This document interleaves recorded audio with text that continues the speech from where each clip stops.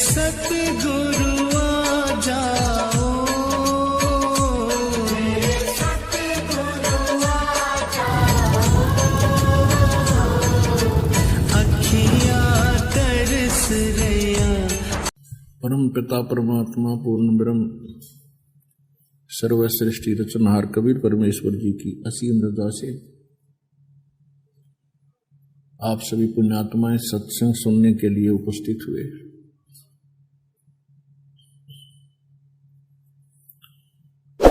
जिन पुण्यात्माओं के ऊपर परमात्मा की विशेष रजा होती है, वही इस काल के कोल्लू से छूटकर कुछ समय के लिए सुख का सांस और परमात्मा की महिमा प्राप्त करने के लिए, सुनने के लिए यहाँ पहुंच पाते हैं। आप एक विशेष आत्मा है परमात्मा की, कभी ना कभी आप उनके साथ रहे हो, परमात्मा का संग किया है किसी युग में। और परमात्मा कहते हैं, कबीर परमेश्वर जी कहते हैं कि जो जन मेरी शरण है ताका हूं मैं दास, और गेल गेल फिरता रहूं जब तक धरती आकाश। हम इस काल भगवान के द्वारा अपने को इतना अज्ञानी बना दिया गया है कि हम परमात्मा के उस मूल उद्देश्य को समझ नहीं पाते जो वो अपने संदेश के द्वारा हमें सुनाना चाहते हैं, हमारे को बताना चाहते हैं। हम दुखी होते हैं तो परमात्मा की खोज करते हैं, सुखी होते हैं तब हम बकवादों को खोजते हैं, और जब सुख होता है तब परमात्मा याद नहीं करते। जब दुख के कैर टूटते हैं तब हम भगवान को याद करते हैं। तो परमात्मा कहते हैं, यदि आप सुख में भी भगवान को याद रखें तो आपका ये जीवन भी सुखमय रहे, कष्ट आप पर आवा नहीं। जिस समय कष्ट आ जाते हैं तब भगवान को याद करते हो, तब तक बहुत देर हो चुकी होती है। सुख में सुमर दुख में सुमरण सब करें, सुख में करे ना कोई। कहें कबीर जय सुख में सुमरण करें तो दुख काहे को होए। सुख में सुमरण किया नहीं फिर दुख में करते याद। कहें कबीरता दास की फिर कैसे लगे फरियाद। तो हम सुख में यदि भगवान की भक्ति करें तो हमारे ऊपर आपदाएं नहीं आवे। आपदाएं घेर लेती हैं तब हम भगवान को याद करते हैं, फिर कहते हैं इतनी जिन्होंने सुख में भगवान को याद रखा है उन पर आपदाएं नहीं आती। ये विधान है भगवान का। और जिन्होंने सुख में भगवान याद किया नहीं, दुख में फिर रोने लगे, फिर परमात्मा नहीं सुनता। फिर सुनता कैसे है? कहते हैं कबीर हरि जय रूठ गया तो गुरु की शरण में जावे। और कहें कबीर गुरु रूठ गए तो हर ना करे सहाय। अब जब तक हमारे पुण्य चलते हैं तब तक तो हमारा राम प्रसन्न होता है, भगवान खुश होता है। जैसे कोई व्यक्ति सुखी नजर आता है तो आम व्यक्ति कहता है कि भाई इस पे भगवान राजी है, परमात्मा इस पे प्रसन्न है।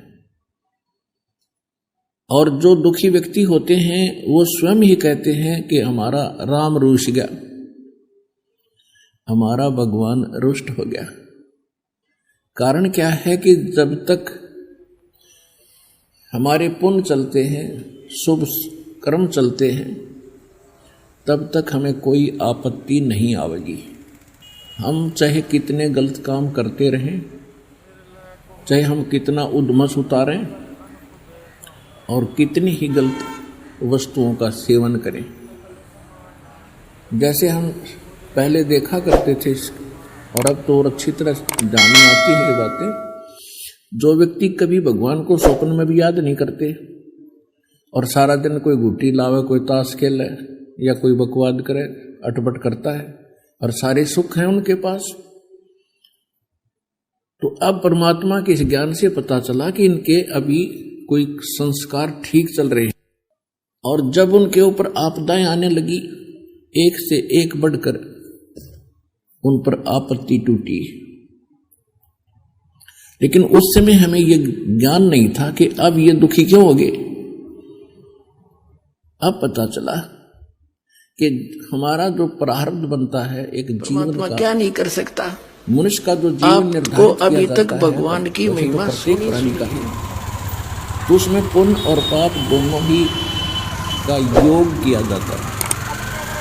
जिनके संचित कर्म वो हैं जो युगों से आप जी करते आए हो, और वो आपके दो अकाउंट खुले रहते हैं, एक बैड अकाउंट, एक गुड अकाउंट। बैड अकाउंट में ये सब पाप इकट्ठे लिखे जाते हैं और गुड अकाउंट में आपके पुण्य और भक्ति कर्म मुक्ति खेत को छाड़े कर मगर बहे लोली।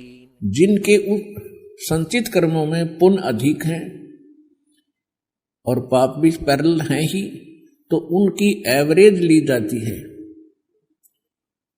जैसे 20% पुण्य ले लिए, 20% पाप ले लिए। जब पाप जिसके लाख हैं तो अपने आप बहुत घने हो गए, और पुण्य थोड़े हैं तो 20% में थोड़े ही पुण्य आएंगे।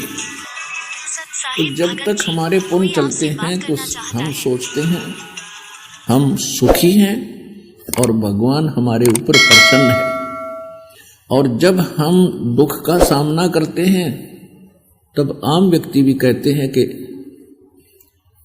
इनके साथ बहुत बुरी बन रही है, और वो खुद कहते हैं कि हमारा राम रूठ गया, हमारे भाग फूट गए।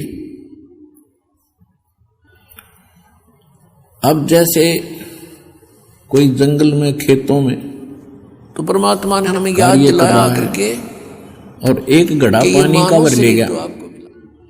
जब तक उस घड़े में जल है उसको कोई प्रॉब्लम नहीं, प्यास लगी गट गट 2 गिलास पी लिए, और जब वो घड़ा खत्म हो गया, यानी जल खत्म हो गया, घड़ा खाली हो गया, तो फिर उसको आपत्ति का सामना करना पड़ेगा, प्यास लगेगी।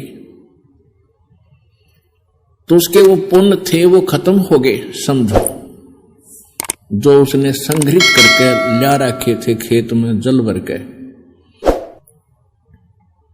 अब वो फिर क्या करता है, उस घड़े को फिर से भरने के लिए कहां जाता है, या कुआं तलाशता है या किसी हैंडपंप की खोज करता है।